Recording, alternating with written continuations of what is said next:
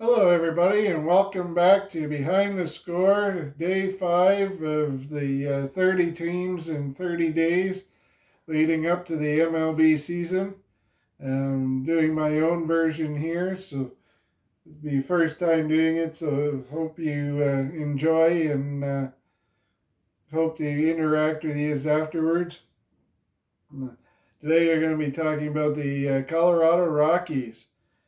Different things we'll touch on is Trevor's story, what's going to happen with him over the season. Uh, really, where doesn't this team have issues? Blackman and Gray, are they the next ones to leave after Story? Like I did with all the segments, players to watch not only heading into the season but during the season as people get moved around, leave, things added. So it's definitely leaves some spots open for some of these young guys to move into. So, anyways, we'll get started with the roster positions.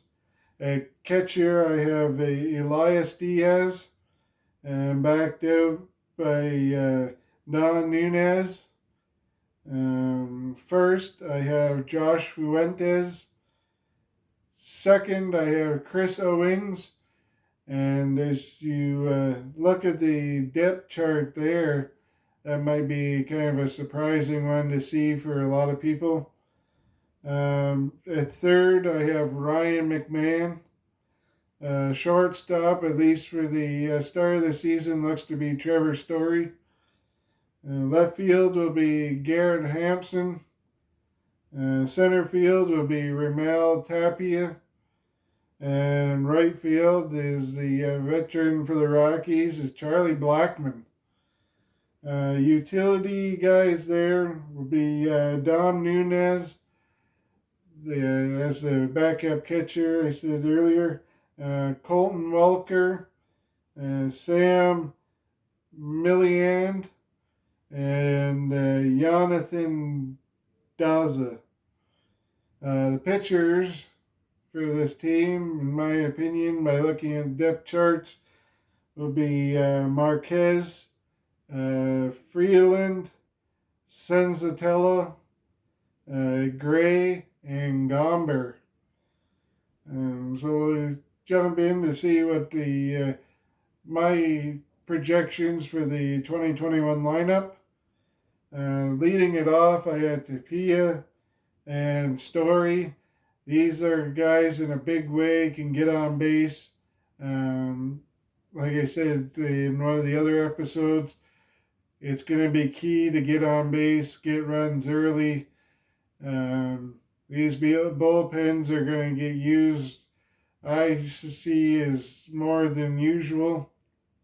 Some teams are even going to a 6-man rotation as we go from roughly about a third of a season up to a full season. So it could definitely put some strain on there, and definitely guys with conditioning. So it's definitely going to be a thing to get runs and get runs early. So then I have Charlie Blackman in batting third, and I have Fuentes in the cleanup role. These guys know how to hit, know how to get on base. So definitely have shown power as well.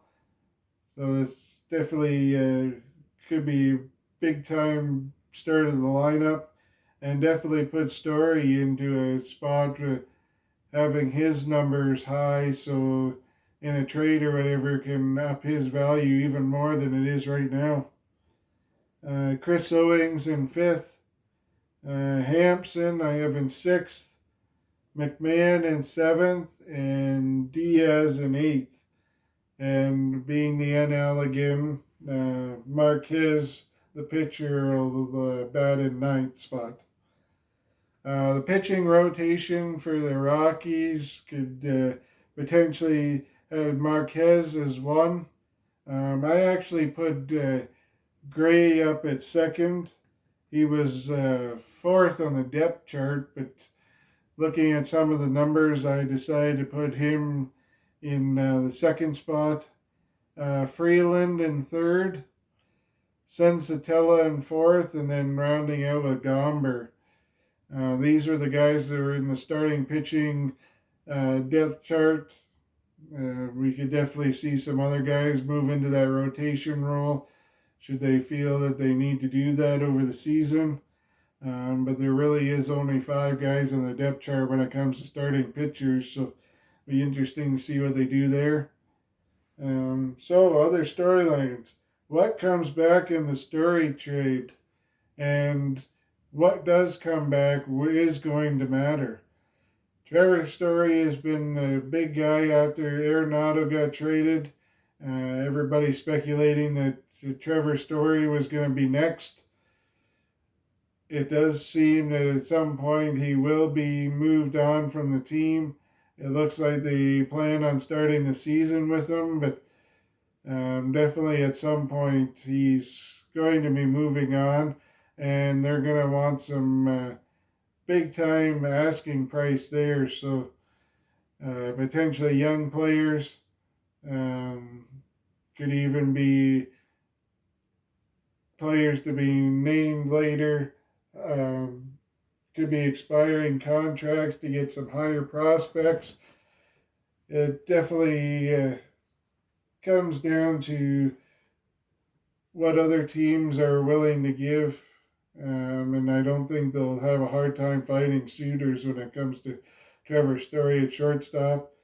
There's going to be some teams around the league that, of course, have their shortstop, so there'll be some that quickly get eliminated from that. But I don't think they're going to have a problem finding a contender that won't move some guys around, or guys willing to move spots to create that spot for Trevor Story to be in. That's for sure. Trevor Story really be traded, and when? Trevor Story will get traded here at some point. Definitely won't be the start of the season. I could see them building it up to the trade deadline. Teams will know whether they're playing for it or whether they aren't. There's going to be more teams willing to give up more at that point if they think they can win. So I think that's going to be a big value thing there. I don't think they're under any strain, that's for sure, to get rid of him. It's not a thing where they're forced to have to, but he definitely is going to be a player that gets moved here at some point this season, in my opinion. Where doesn't this team have issues? I had a hard time trying to put the lineup together based on averages and on base percentage for this team. It's outside of Blackman and Story and Tapia and top half of the lineup. The bottom half is pretty disastrous. There's going to be a lot of spots that are opening up. Uh, Watch to see what comes back in the Story trade. They could be looking to do some upgrades there, possibly getting a shortstop. So this could be changing in a big way at some point throughout the season. Will Blackman and Gray be the next after Story leaves? I think at this point, Gray and Blackman will be two guys that people will be looking into, especially if Gray has a good season. They're two of the veteran guys, so I could definitely see them moving on and can get what they can get for it. This is a team that's definitely in a rebuild. This isn't going to happen overnight, so getting some prospects for some guys while you can now will definitely be something. If I was running the team, I'd definitely be looking into and taking phone calls on. When it gets done, who knows? This could be ones that happen in the off season next year, but definitely Blackman and Gray could be two of the ones getting moved eventually as well. Then again, at the end here, some players to be watching would definitely be Brendan Rodgers. Um, Zach Veen, he's an outfielder, number one prospect on the team. He definitely could be moving into a big role, especially if Blackman gets moved. He could be a guy that moves up real quick in the outfield there. Um, Ryan Rollison, he's a left-handed pitcher. Like I said, if Gray gets moved, that's going to open up an opening there. So definitely see Ryan Rollison putting in his time and effort to get that spot. And like I said, he's number two, so he's definitely a high run in the organization. Michael Taglia, he's a first baseman. He's number three on the prospect list. Josh Fuentes is there now, but as guys move around and guys get some more playing time, definitely could be working into the mix here soon. Ryan Velade, he's a third baseman slash outfielder. He's number four, so there's definitely give the team some versatility there. Utility guy for days off or somebody goes down to injury or whatever. There's definitely versatility there. And the big story coming out of Colorado this season as well, behind Trevor's story, Ian Desmond has actually opted out of this season. He's decided he's not going to play. I'm assuming it has to do with family or issues with the stuff that's going on with the safety protocols and whatever, but he has decided to opt out and not play in this season. So wish him all the best, and hopefully he can come back. He's another guy that's played a lot of years, so be interesting to see what happens maybe next year.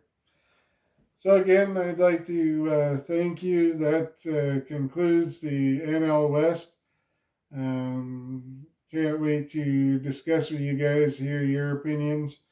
Like I said, things you think I did wrong, things you really liked. This is my first time doing this podcast segment, so let me know what you think, and have a great day.